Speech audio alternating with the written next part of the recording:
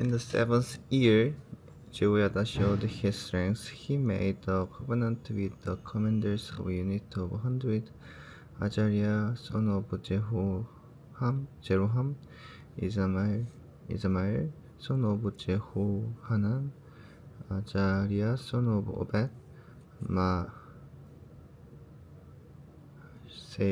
son of Adaiah, and Elizabeth, son of Zikri. They went throughout Judah and gathered the Levites and the head of the Israelite families from all the towns. When they came to Jerusalem, the whole assembly made a covenant with the king at the temple of God. Jehoiada said to them, "The king's son shall reign, as the Lord promised concerning the descendants of David. Now this is what you are to do. A third of you priests and Levites who are going on duty on the Sabbath are to keep watch at the doors. A third of you at royal palace, and a third at the foundation gate, and all the others are to be in the courtyards of the temple of the Lord. No one is to enter the temple of the Lord except the priests and Levites on duty. They may enter because they are consecrated, but all the others are to be observe the Lord's command not to enter. The Levites are to station themselves around the king, each with weapon in hand. Anyone who enters the temple is to be put to death. Stay close to the king wherever he goes." The Levites and all the men of Judah did just as Jehoiada the priest ordered. Each one took his men, those who were going on duty on the Sabbath and those who were going off duty. For Jehoiada the priest had not listed any of the divisions. Then he gave the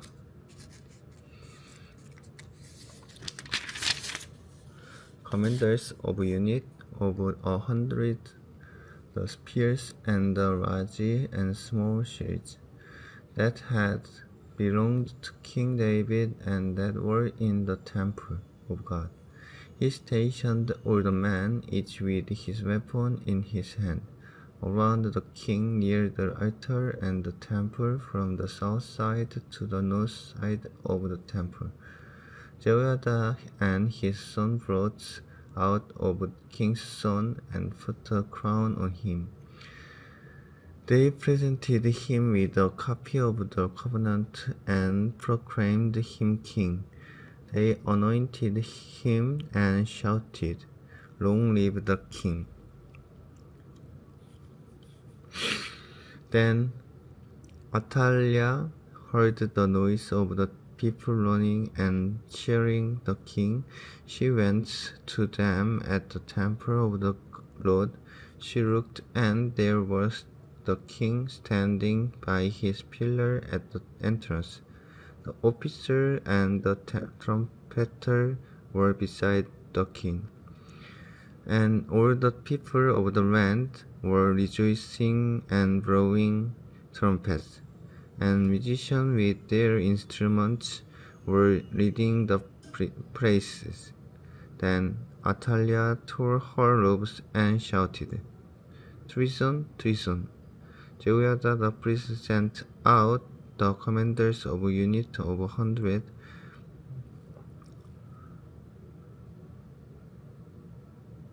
who were in charge of the troops and said to them, "Bring her out between the ranks, and put to the sword anyone who follows her." For the priest had said, "Do not put her to death at the temple of the Lord." So they seized her as she reached the entrance of the horse gate on the palace ground. and there they put her to death. Jehoiada then made a covenant that he, the people, and the king would be the Lord's people. All the people went to the temple of Baal and tore it down. They smashed the altar and idols and killed Matan, the priest of Baal, in front of the altar. Then Jehoiada placed the oversight of the temple of the Lord in the hand of the Levitical priests, to whom David had made assignments in the temple. The priests present the burnt offering of the Lord as written in the law of Moses, with rejoicing and singing as David had ordered. He also stationed gatekeeper at the gate of the Lord's temple, so that no one who was in any way unclean might enter. He took with him the commanders of 100, the nobles, the rulers of the people, and all the people of the land, and brought the king down from the temple of the Lord. They went into the place through the upper gate, and set the king of the royal throne. All the people of the land rejoiced, and the city was calm, because Athaliah had been slain with the sword. Joash repaired the temple. Joash was 7 years old when he became king, and he reigned in Jerusalem 4 years. His mother's name was Zibuya.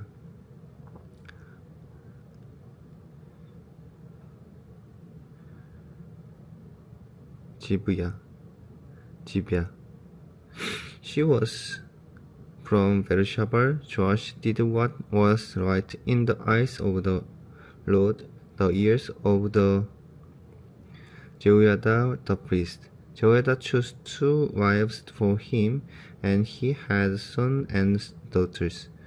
Some time later, Joash decided to restore the temple of the Lord. He called together the priests and Levites, and he said to them, "Go to the town of Judah and collect the money due annually from all Israel to repair the temple of your God. Do it now." But the Levites did not act at once. Therefore the king summoned Jehoiada the chief priest and said to him, "Why haven't you required the Levites to bring in from Judah and Jerusalem the tax imposed by Moses the servant of the Lord, and by the assembly of Israel for the tenth of the covenant law?" Now the son of that wicked woman Athaliah had broken into the temple of the God, and had used even its sacred object for the Baals. At the king's command, a chest was made and placed outside at the gate of the temple of the Lord. A proclamation was then issued in Judah and Jerusalem that they should bring to the Lord the tax that Moses, the servant of God, had required of Israel in the wilderness. All the officials and all the people brought their contributions gladly, dropping them into the chest until it was full.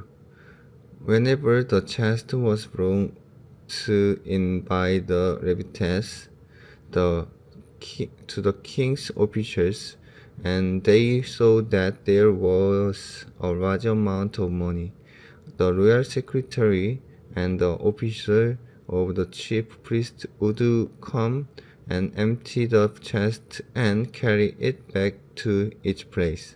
They did this regularly and collected a great amount of money. The king and Jehoiada gave it to those who carried out the work required for the temple of the Lord. They hired masons and carpenters to restore the Lord's temple, and also workers in iron and bronze to repair the temple. The men in charge of the work were diligent, and the repairs progressed under them. They rebuilt the temple of God according to its original design and reinforced it. Then, when they had finished it, they brought the rest of the money of the king and Jehoiada, and with it were made articles for the Lord's temple, articles for the service and for the burnt offerings, and also dishes and other objects, gold and silver, as long as Jehoiada lived. Burnt offerings were presented continually in the temple of the Lord. Now Jehoiada was old and full of years, and he died at the age of 130. He was buried with the king in the city of David. But because of the good he had done in Israel for God and his temple. The weakness of Joash. After the death of Jehoiada, the officials of Judah came and paid homage to the king, and he listened to them. They abandoned the temple of the God of their ancestors, and worshipped Asherah, poles, and idols. Because of their guilt, God's anger came to Judah and Jerusalem. Although the Lord sent prophets to the people to bring them back to him, and through them testified against them, they would not listen. Then the Spirit of God came on Zechariah, son of Jehoiada the priest. He stood before the people and said, "This is what God says. Why do you disobey the Lord's commands? You will not prosper because you have forsaken the Lord. He has forsaken you." But they plotted against him, and by order of the king they stoned him to death in the courtyard of the Lord's temple. King Joash did not remember the kindness Zechariah's father Jehoiada had shown him, but killed his son, who said as he lay dying, "May the Lord see this and call you to account." At the turn of the year, the army of Aram marched against Joash. It invaded Judah and Jerusalem and killed all the leaders of the people. They sent all the plunder of their king in Damascus.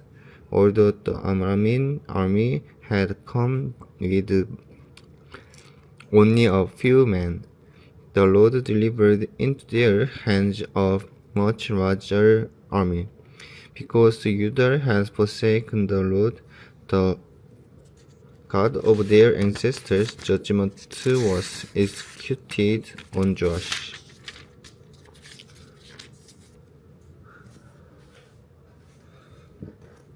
When the Arameans withdrew, they left Joash severely wounded. His officials conspired against him for murdering the son of Jehoiada the priest, and they killed him and his bed. So he died and was buried in the city of David, but not in the tomb of the kings. Those who conspired against him were Jabet, son of Shimesh, an Ammonite woman, and Jehoshaphat, son of Shimei, Shimlis, a Moabite woman, the account of his son, the many prophecies about him, and the record of the restoration of the temple of God are written in the annotations on the book of the kings.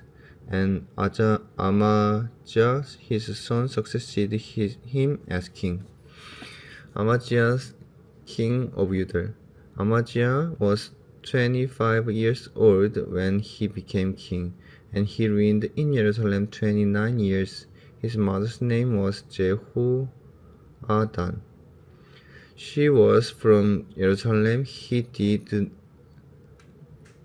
what was right in the eyes of the Lord, but not wholeheartedly. After the kingdom was firmly in his control, he executed the officials who had murdered his father the king. Yet he did not put their children to death, but acted in accordance with what is written in the law, in the book of Moses, where the Lord commanded, parents shall not be put to death for their children, nor children be put to death for their parents. Each will die for their one sin. Amaziah called the people of Judah together and assigned them according to their families to commanders of thousands and commanders of hundreds for all Judah and Benjamin. He then mustered those 20 years old or more and found that there were 300,000 men fit for military service, able to handle the spear and shield. He also hired 100,000 fighting men from Israel for 100 talents of silver.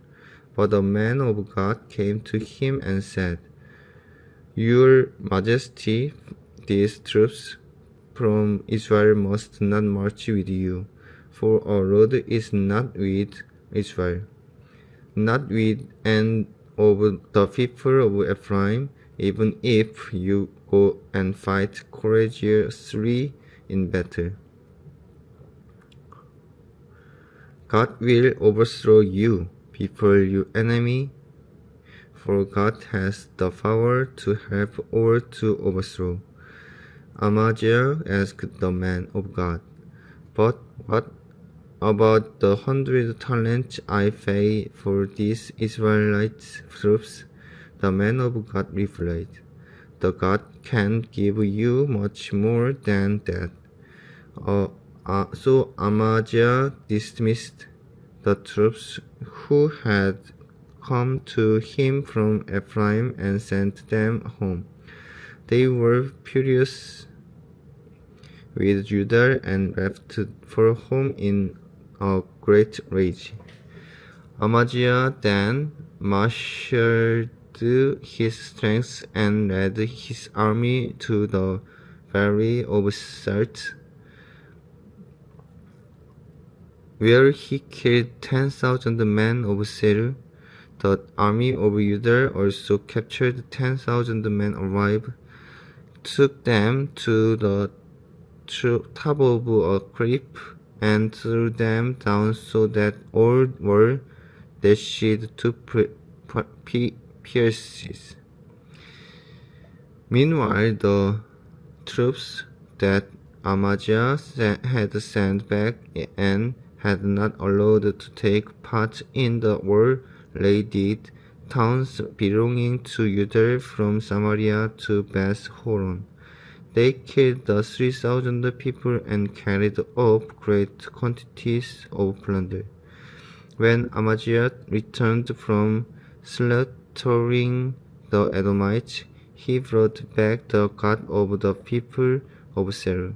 He sent them up as his own gods, bowed down to them, and burned sacrifice to them.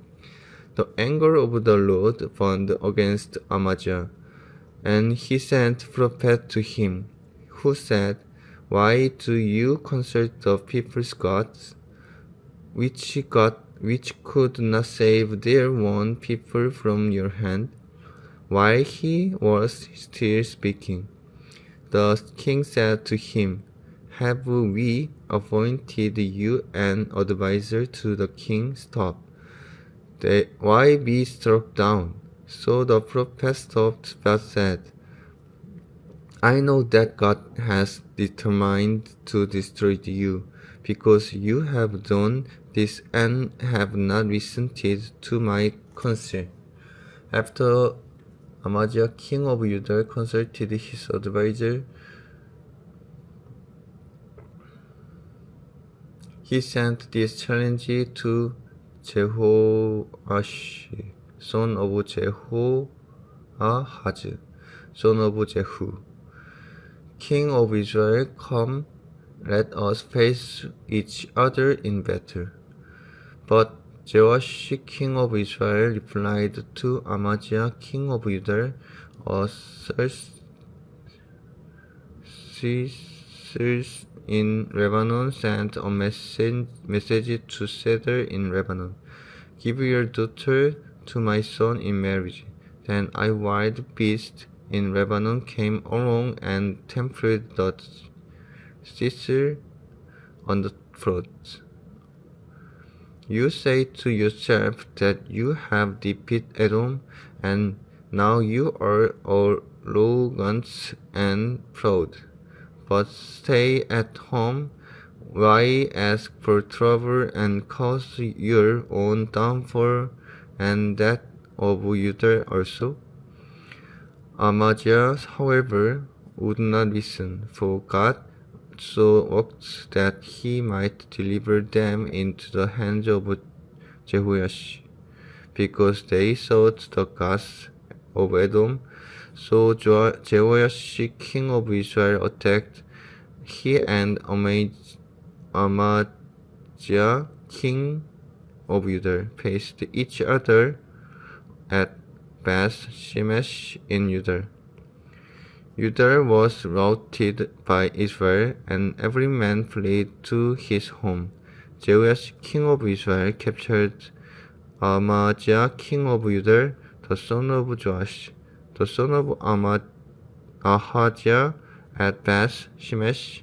Then Jehoash brought him to Jerusalem to break down the wall of Jerusalem from the Ephraim gate to the corner gate, a section about 400 cubits long. We took all the gold and silver and all the articles found in the temple of God that had been in the care of Obed-Edom, together with the palace treasuries and the hostages, and returned to Samaria. Amaziah, son of Joash, king of Judah, lived for 15 years after the death of Joash, son of Jehoahaz, king of Israel. As for the other events of Amaziah's reign, from beginning to end, are they not written in the book of the king of Judah and Israel? From the time that Amaziah turned away from following the Lord, they conspired against him in Jerusalem and fled to Lachish, but they sent men after him to Lachish and killed him there. He was brought back by horse and was buried with his ancestors in the city of Judah.